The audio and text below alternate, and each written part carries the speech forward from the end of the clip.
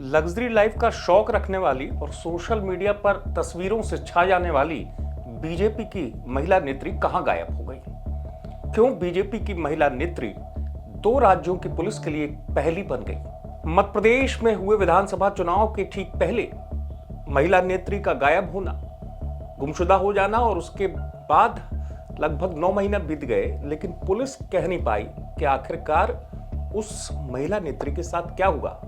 अशोक नगर के चंदेरी से जुड़ा हुआ यह मामला। चंदेरी के पास एक गांव में रहने वाली बीजेपी की महिला नेत्री सितंबर महीने में 2023 में कहकर निकलती अपने घर से कि वो प्रयागराज जा रही है। उसके बाद वो वहां पहुंच जाती है और उसके घर वालों से बात भी होती है और फोन भी आते रहते हैं। फिर होता है कि कुछ दिनों बाद प्रयागराज से जो उसके फोन आ रहे थे, उसके फोन आना बंद हो जाते हैं। यहीं से घर वालों की चिंता बढ़ती है और इस पूरे मामले को लेकर घर वाले गुमशुदगी दर्ज कराने चंदेरी पुलिस के पास जाते हैं। और ये सब तब हुआ जब फोन आना बंद हो गए थे उसके 1 हफ्ते तक केस दर्ज नहीं हुआ था गुमशुदगी का। घर वालों ने केस दर्ज कराया, 1 हफ्ते बाद ये केस दर्ज हुआ। अब सवाल ये उठ रहा था कि बीजेपी की इस महिला नेत्री का दुश्मन कौन है? क्यों वो एक पहली बन गई? उसके जिंदा या गायब रहने को लेकर शक गहराता गया। दरअसल इस पूरी वारदात में यूपी और एमपी पुलिस में इसलिए उलझ कर रह गई ये मिस्ट्री कि जैसे मैंने आपको बताया, घर वालों की शिकायत के बाद पुलिस गई वहां पर प्रयागराज 2 बार, लेकिन कुछ हासिल नहीं हुआ। इसके बाद होता यह है कि एक बॉडी मिलती है प्रयागराज में और उस पर शरीर पर टैटू के निशान थे। टैटू के निशान से हुलिया मिलता है। घर वाले पहुंचते हैं यहां से और लगभग उनको यकीन हो जाता है कि ये बॉडी जो है वो उनके घर से गायब हुई परिवार की बेटी की है। लेकिन पुलिस तब तक नहीं मानती इस चीज को कि जब तक कंफर्म ना हो जाए कि वो जिंदा है या उसका मिलता जुलता हुलिया है। यही वजह है कि इस केस में महिला नेत्री गुमशुदगी मिस्ट्री बन चुकी है। क्योंकि एक तरफ पुलिस का मानना यह है, हमारे सहयोगी जो है अशोकनगर में राहुल जैन, उन्होंने एसपी से बात भी की।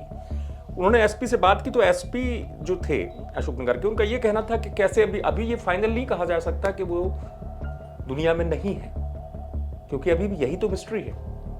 अगर वो है महिला नेत्री तो कहां है? अगर गायब है तो उसके पीछे कौन है? क्योंकि इस पूरे मामले को लेकर एमपी की सियासत में कुछ सवाल भी उठे। विरोधी दल का कहना भी था कि राजनीतिक रसूख है, कुछ राज है ऐसा। वही एक अपने आप में पहली बना हुआ है। लेकिन जो पूरे मामले में मिस्ट्री 2 राज्यों की पुलिस में इसलिए उलझी क्योंकि बीजेपी की महिला नेत्री की लास्ट लोकेशन यूपी में मिली।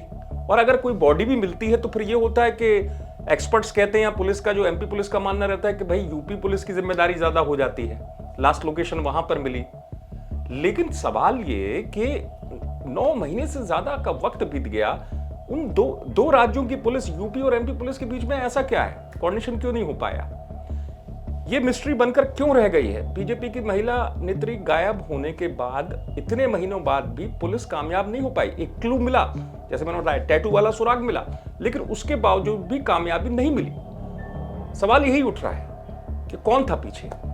कुछ बात इस तरह से निकल के आई कि प्रयागराज में किसी से पैसे लेने की बात कहकर बीजेपी की महिला नेत्री अपने घर से निकली थी और लाखों रुपए के लेन देन से जुड़ा हुआ मामला था। लेकिन जो भी था, अब पुलिस उम्मीद कर रही है कि कामयाब हो जाएगी वारदात को सुलझाने वाली बात। देखने वाली बात यही है कि पहली बन चुके इस केस में पुलिस को कामयाबी कब मिलती है। अशोकनगर से आप तक खबर पहुंचाई है राहुल कुमार जैन ने। आप देखते रहें।